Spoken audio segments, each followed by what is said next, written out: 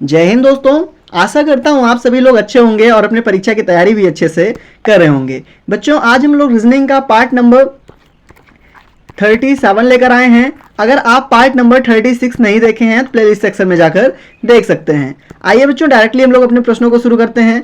पहला प्रश्न हमारा लुप्त संख्या से है। इसमें दे रखा है बच्चों आपको लुप्त संख्या ज्ञात करने को।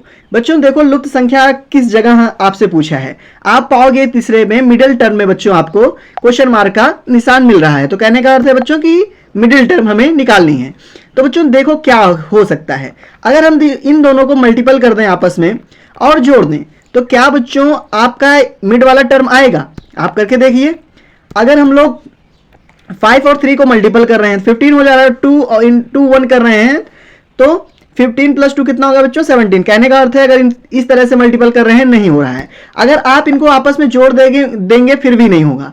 कहने का अर्थ है बच्चों कि हम सारे टर्म को आपस में मल्टीपल कर सकते हैं। 5 को आप 2 से मल्टीपल करोगे 10 आएगा। 10 को आप 3 से मल्टीपल करोगे कितना आएगा 30 आएगा। और 30 को आप 1 से मल्टीपल करोगे तो बच्चों तब भी 30 ही आएगा। लेकिन आप देख रहे होगे कि 30 के आसपास 31 है। 30 में कितना जोड़ दें हम लोग 31 आ जाए। एक जोड़ने पे हम लोग का 31 आ जा रहा है। वैसे ही बच्चों वही प्रोसेस सेकंड पे अप्लाई करके देखते हैं। अगर आएगा तो ये प्रोसेस सही है बच्चों, अगर नहीं आएगा तो हम लोग दूसरी तरीके से करके देखेंगे। अगर आप इसको 3 को मल्टीपल करो 2 से, 3 को मल्टीपल करोगे 2 से कितना आएगा 6 आएगा। 6 को मल्टीपल करोगे आप 4 से 24 आएगा। बच्चों 24 को आप मल्टीपल कर लो 6 से। 6 चौक 24 होता है, 6 दूनी 12, 144 आ रहा है बच्चों। लेकिन मिडिल टर्म में 145 है। लेकिन आप इसमें पहले वाले टर्म में देखे होंगे कि ये 1 प्लस भी हो रहा है। तो 144 में आप 1 प्लस कर दो तो इसका भी 145 आ जा रहा है बच्चों। कहने का अर्थ है कि यही लॉजिक के साथ बच्चों ये लुप्त संख्या हमें मिल जाएगी। आते हैं डायरेक्टली इसमें लगाते हैं बच्चों। 5 को मल्टीपल आप 1 से करोगे तो 5 आएगा। फिर 5 को मल्टीपल 2 से करोगे तो बच्चों कितना आएगा 10 आएगा। और 10 को मल्टीपल 7 से करोगे तो 70 आएगा। इन दोनों में एडिशनल 1 जोड़ रहे थे तो इसमें हम लोग एडिशनल 1 जोड़ेंगे तो कुल मिलाकर कितना हो गया बच्चों 71 हो गया। 71 आपका किस ऑप्शन में है 71 आपका ऑप्शन नंबर डी में दे रखा है। तो ऑप्शन नंबर डी इसका सही आंसर हो जाएगा। आते हैं बच्चों अपने अगले प्रश्न पर। अगला प्रश्न आपका वेन आरेख से है। यह प्रश्न देखो बच्चों काफी आसान हो जाता है अगर आपको वेन आरेख सही से पता हो। देखो बच्चों इसमें क्या क्या दे रखा है टर्म आपको वेन आरेख ज्ञात करने के लिए। पहले डॉक्टर दे रखा है, दूसरा नर्स दे रखा है और अस्पताल दे रखा है। बच्चों अस्पताल के अंतर्गत हम डॉक्टर और नर्स को दोनों रख सकते हैं। तो हम लोग एक आरेख खींचेंगे अपना एक सर्कल अस्पताल के लिए। अगर बच्चों हम लोग इसको अस्पताल कहें तो अस्पताल के अंतर्गत डॉक्टर को रख सकते हैं बच्चों, बिल्कुल रख सकते हैं। डॉक्टर और नर्स दोनों सिमिलर तो है नहीं बच्चों। डॉक्टर में मेल फीमेल दोनों आ सकता है, नर्स का केवल फीमेल आपकी होती है। तो कहने का अर्थ है कि इसके लिए हमें अंदर में ही एक और सर्कल बनाना पड़ेगा। इस तरह की आकृति आपको बच्चों किस में दिख रही है आपको दिख रही होगी ऑप्शन नंबर में। इस तरह की सिमिलर आकृति दिख रही होगी। तो कहने का अर्थ यह है बच्चों कि इसका ऑप्शन नंबर एकदम सही उत्तर हो जाएगा। आते हैं अपने अगले प्रश्न पर। अगला प्रश्न आपसे संबंधित शब्द से है बच्चों। आमतौर पे अगर आप यूपी कांस्टेबल की परीक्षा देने जा रहे हो या फिर एसएससी रीजनिंग लेवल बच्चों एसएससी लेवल परीक्षा देने जा रहे हो तो इस तरह की रीजनिंग इन परीक्षाओं में बच्चों बहुत ज्यादा पूछी जाती है। कम से कम एक प्रश्न आपको जरूर देखने को मिल जाएगा। इसीलिए आपको संबंधित शब्द से प्रश्न को अच्छे से करने आना चाहिए। तो इसमें दिया गया बच्चों संबंधित शब्द को आपको चुनना है। आपको जीवन और मृत्यु के बीच में क्या नजर आ रहा है, दैट मीन इनका क्या बच्चों संबंध नजर आ रहा है। आपको पता होगा जीवन शुरुआती चरण और मृत्यु आखिरी चरण है ना बच्चों। शुरुआती चरण जीवन है और आखिरी चरण मृत्यु है बच्चों। वैसे आरंभ भी शुरुआती चरण है ना बच्चों। आरंभ शुरू होता है और खत्म को हम लोग क्या कहते हैं, खत्म को युग तो कहेंगे नहीं, ऑप्शन नंबर ए गलत है। खत्म को बच्चों काल कहेंगे नहीं, ये भी गलत है। अंत का बच्चों पर्यायवाची क्या होता है, खत्म होता है। कह सकते हैं आरंभ का अंत अंत से हो सकता है, मतलब आरंभ का बच्चों जो शब्द इसमें विलोम के आधार पर दिया है इसमें अंत हो सकता है। ठीक बच्चों, शुरुआत तो हो नहीं सकता। तो ऑप्शन नंबर डी भी गलत है। तो इसमें बच्चों ऑप्शन नंबर आपका एकदम सही आंसर हो जाएगा। आते हैं बच्चों अपना अगले प्रश्न देख लेते हैं। अगला प्रश्न क्या है। अगला प्रश्न आपका दे रखा है कि नीचे दिए गए श्रृंखला को आपको पूरा करना है। इसके लिए क्या करते हैं बच्चों, हम लोग देखते हैं आपकी सीरीज या फिर श्रृंखला बच्चों कैसे चल रही है। 2 से 29 में कैसे जा रही है, 29 से 56 में कैसे जा रही है, 56 से 83 में कैसे जा रही है। जनरल ऑर्डर में कहें बच्चों कि इनमें हम आपस में गैप निकाल लेते हैं। देखो 2 से 29 में अगर आप जाना है तो कह सकते हो मल्टीपल में बच्चों 2 का आप किसी नंबर से मल्टीपल करोगे 29 आएगा ही नहीं। तो इसके लिए हम लोग ऐड का सहारा लेते हैं। अगर बच्चों 29 और 2 के बीच में गैप देखें तो कितने का है, 2 में कितना जोड़ दें 29 आ जाए 27। वैसे बच्चों 29 में कितना जोड़ दें 56 आ जाए। 29 में कितना जोड़ दें हम लोग कि 56 आ जाए। अगर बच्चों 29 में आप 27 ऐड कर दोगे तो 56 आ जाएगा। कहने का अर्थ है बच्चों कि ये जो श्रृंखला चल रही है इनमें आप 27 ऐड हो रहा है, इससे 27 ऐड हो रहा है तो 29 आ रहा है, 29 से 27 ऐड हो रहा है 56 आ रहा है। 56 में बच्चों आप जब फिर 27 ऐड करोगे 83 आएगा। अब 83 में आप बच्चों 27 ऐड कर लो, 83 में 27 ऐड कर लो, कितना आएगा 7 3 10 होता है, 10 का 0 8 2 10 1 11 110 हो रहा है बच्चों। आपका 110 किस ऑप्शन में दे रखा है, 110 आपका ऑप्शन नंबर सी में दे रखा है, तो ऑप्शन नंबर सी एकदम बच्चों इसका करेक्ट आंसर हो जाएगा। आते हैं अपना अगला प्रश्न देखते हैं। अगला प्रश्न आपका क्या पूछ रखा है बच्चों, ये कह रखा है कि लिसन को अगर किसी कोडकृत भाषा में 59 34 17 किया गया है तो उसी में साइलेंट को किस प्रकार कोडरीकृत किएंगे।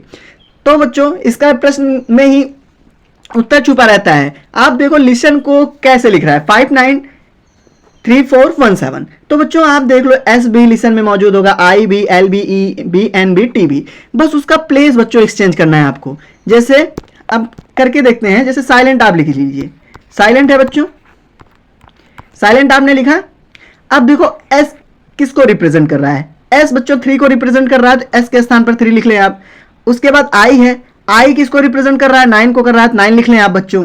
फिर उसके बाद एल किसको रिप्रेजेंट कर रहा है, एल 5 को कर रहा है 5 लिख लें। ई किसको कर रहा है बच्चों, ई 1 को कर रहा है तो 1 लिख लें। और एन किसको कर रहा है, एन बच्चों 7 को कर रहा है तो आप 7 लिख लें। और टी, टी किसको कर रहा है बच्चों, टी आपका 4 को कर रहा है, टी बच्चों आपका 4 को कर रहा है तो आप टी की जगह 4 लिख लें। अब 395174, 395174 आपका किस ऑप्शन में दे रखा है, 395174 आपका ऑप्शन नंबर बच्चों डी में दे रखा है, तो इसका करेक्ट आंसर क्या हो जाएगा, ऑप्शन नंबर डी इसका सबसे सही उत्तर हो जाएगा। आई होप बच्चों आपको यह प्रश्न अच्छे से समझ में आ गया होगा। आइए चलते हैं अपना अगला प्रश्न देख लेते हैं। अगला प्रश्न क्या है, ये आपसे पूछा है कि दी गई आकृति में कौन सा अंग रंग करने वाले ब्रश जो बाल नहीं है। बच्चों ऐसी कौन सी आकृति है इसमें, मतलब सही है जिसमें अंग रंग करने वाले ब्रश जो बाल नहीं है। आपको कह रखा है कि ऐसा आपको अंग ढूंढना है बच्चों जो ब्रश तो है लेकिन बाल नहीं है। इसमें आपको बताना है कि बाल नहीं है। तो बच्चों ब्रश क्या है, ब्रश को आपको पहले देख लो, ब्रश की आकृति ये हो गई, ठीक, आप ध्यान से इसको देख लीजिए। अब वो कह रखा है बाल नहीं होना चाहिए बच्चों, बाल की ये आकृति है, बाल नहीं होना चाहिए, ठीक। वो बच्चों ब्रश भी होनी चाहिए और बाल भी नहीं होने चाहिए। इसका आप कलर एक्सचेंज करके देख लें, मतलब आपको आसानी होगी। ये बच्चों जो ब्लू कलर है बाल को इंडिकेट कर रहा है और जो ग्रीन कलर है आपका ब्रश का इंडिकेट कर रहा है, ठीक। अब कह रखा है बच्चों कि वो ब्रश ऐसा हो जो बाल ना हो, बाल ना हो। बच्चों देखो ब्रश कितना है, ब्रश आपका इतना एरिया है ना, आपका ब्रश कितना एरिया है, ब्रश आपका इतना एरिया है और इतना एरिया आपका बाल है। अब देख लो बच्चों आपको कह रखा है कि बाल ना हो, बाल ना होने का आपको इतना एरिया आप निकाल दें, इसमें ये वाला एरिया आप खत्म कर दें। और कह रखा है वो ब्रश भी होना चाहिए, ब्रश बच्चों आपको इतना एरिया होगा ब्रश, तो वो ब्रश हो बाल ना हो, इनमें से आपको बच्चों कौन सा दिख रहा है नंबर, आपको 2 दिख रहा है। तो 2 किस ऑप्शन में है बच्चों, 2 आपका ऑप्शन नंबर डी में दिख रहा है, तो ऑप्शन नंबर डी इसका एकदम इसका करेक्ट आंसर हो जाएगा। आते हैं अपना अगला प्रश्न देखते हैं बच्चों। अगला प्रश्न क्या है, अगला प्रश्न आपसे कह रखा है कि नीचे दिए गए प्रश्न में आपको संबंधित संख्या चुननी है। बच्चों संबंधित जैसे शब्द चुनते थे वैसे आप संख्या भी चुन लो। देखो इसमें 17 से 102 कैसे हो रहा है, 17 से 102 बच्चों कैसे हो रहा है।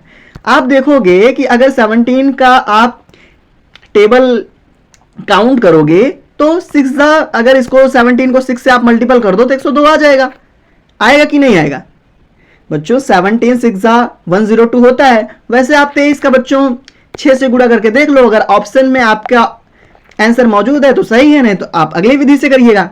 देखो 23 को आप मल्टीपल जब 6 से करोगे तो आपका आंसर कितना आएगा, 6 का 18 होता है बच्चों, 18 का 8 लिखते थे, 6 दूनी 12, एक कैरी गया, कुल मिला के कितना हो गया 13। 138 आपका किस ऑप्शन में दिख रखा है, आपका 138 बच्चों ऑप्शन नंबर बी में दे रखा है, तो ऑप्शन नंबर बी एकदम इसका सही उत्तर हो जाएगा। आइए बच्चों अपना अगला प्रश्न देखते हैं। अगला प्रश्न क्या कह रखा है, यह कह रखा है कि नीचे दिए गए प्रश्न निम्नलिखित शब्द में बच्चों आपको सही क्रम में व्यवस्थित करना है।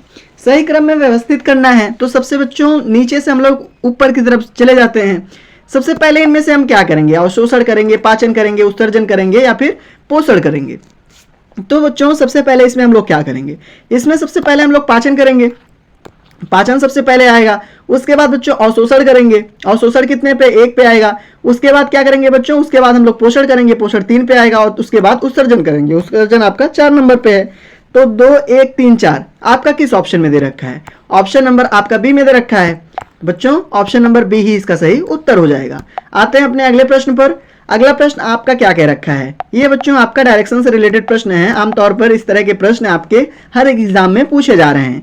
इसमें कह रखा है ए बी सी और डी ताश खेल रहे हैं। बच्चों ताश दैट मीन कार्ड खेल रहे हैं। ए बी साथी हैं। अब साथी हैं बच्चों, कहने का अर्थ है एक इस पॉइंट पे होगा, एक इस पॉइंट पे होगा। कहने का मतलब बच्चों साथी जो होते हैं कार्ड खेलने के लिए वो एक दूसरे के अपोजिट बैठे होते हैं।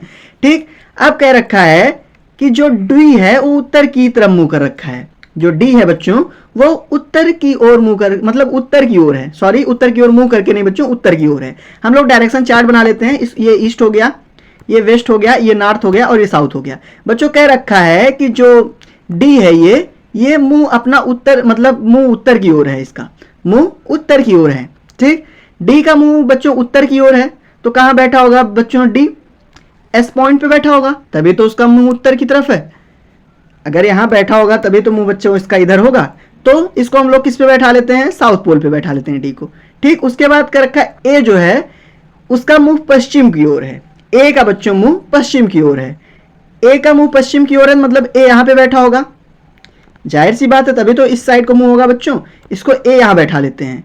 ठीक, ए का साथी बी है बच्चों। ठीक, ए का साथी बी है, कह रखा है यहाँ पे ए का साथी बी है, डी का साथी सी है। ठीक, ऐसा बन गया। फिर कह रखा है बच्चों दक्षिण की ओर मुंह करके कौन बैठेगा, दक्षिण की ओर मुंह करके सी बैठेगा। अगर डी इधर मुंह करके बैठा है तो सी इधर मुंह करके बैठेगा। तो आपका सी किस ऑप्शन में दे रखा है, आपका सी बच्चों ऑप्शन नंबर सी में दे रखा है। तो ऑप्शन नंबर सी एकदम इसका करेक्ट आंसर हो जाएगा। आते हैं अपने अगले प्रश्न पर। ये बच्चों इसमें आपको विषम आकृति बतानी है। प्रश्न के अनुसार आपको इसमें विषम आकृति की पहचान करनी है। आमतौर पे बच्चों इस प्रश्न में देखोगे आप क्या, जो सबका ट्रायंगल है, इस प्रश्न में देखोगे जो सबका ट्रायंगल है बच्चों, ये एक दूसरे से मिलता जुलता रहा है। क्यों, सब ऊपर को इंडिकेट किया हुआ है ना। और दूसरी क्या, दूसरा बच्चों जो इसमें इस तरह की आकृति बन रखी है, इसमें देखोगे एक जो सिरा है जिसमें आपको रेक्टेंगल दिखाई दे रखा है वो भी ऊपर की तरह है। तो कहने का मतलब ये है कि बच्चों 3 आकृतियां एक जैसी देख रखी हैं। आपका ऑप्शन नंबर सी एकदम उसके विपरीत दे रखा है। तो ऑप्शन नंबर सी एकदम इसका करेक्ट आंसर हो जाएगा। आते हैं अपने अगले प्रश्न को देखते हैं। अगला प्रश्न आपसे क्या पूछ रखा है, ये पूछ रखा है यदि हम लोग पी का अर्थ भाग माने, क्या माने बच्चों, पी का अर्थ में क्या मानना है, भाग मानना है। तो आप पी का अर्थ भाग मान लो।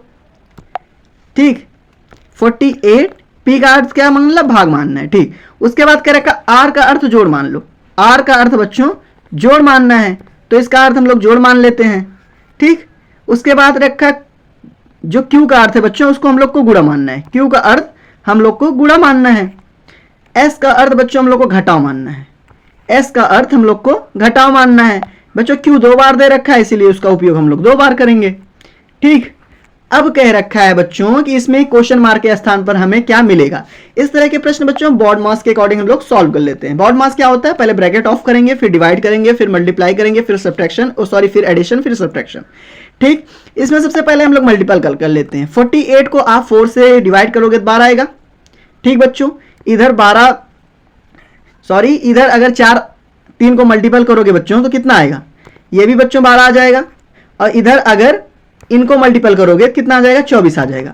12 प्लस 12 कितना होता है बच्चों, 24। 24 माइनस 24 कितना होता है आपका, 24 माइनस 24 इक्वल टू 0 होता है। तो 0 आपका किस ऑप्शन में दे रखा है, 0 आपका ऑप्शन नंबर डी में दे रखा है। तो ऑप्शन नंबर डी इसका एकदम करेक्ट आंसर हो जाएगा। आई होप बच्चों आपको प्रश्न भी अच्छे से समझ में आ गया होगा। आते हैं अपने अगले प्रश्न की ओर।